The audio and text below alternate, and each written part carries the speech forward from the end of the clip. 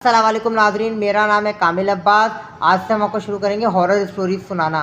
शुरू करता आज की पहली हॉरर स्टोरी। ये वाक़या हमें हमारे दोस्त ने सुनाई, उनके साथ पेश आया था।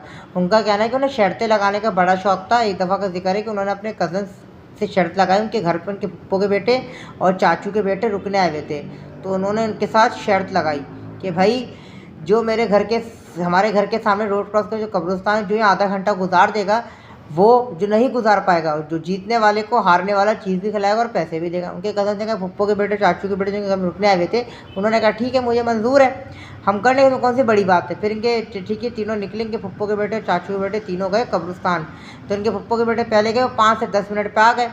फिर इनके चाचू के बेटे गए, वो भी 5 से 10 मिनट में आ गए। वो दोनों नहीं गए। फिर कहा मैं जाऊँगा, तुम लोग तो डरपोक को फटो, मैं जाऊँगा।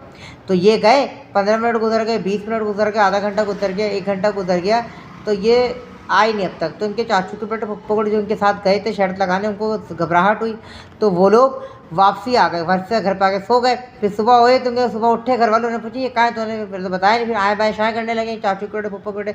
जब ज़्यादा पूछा तो उन्होंने बताया कि हाँ, हम आपके घर के सामने जो कब्रिस्तान है, हम तीनों ने वहाँ रात को शर्त लगाई थी, जो आधा घंटा गुजारेगा वो जीत जाएगा। तो हम दोनों तो 5-10 मिनट में ही आ गए थे घबरा के, लेकिन वो आया नहीं। हम आधे पौने घंटे का इंतज़ार किया, 1 घंटा, लेकिन वो आया नहीं। हम यहाँ आ गए।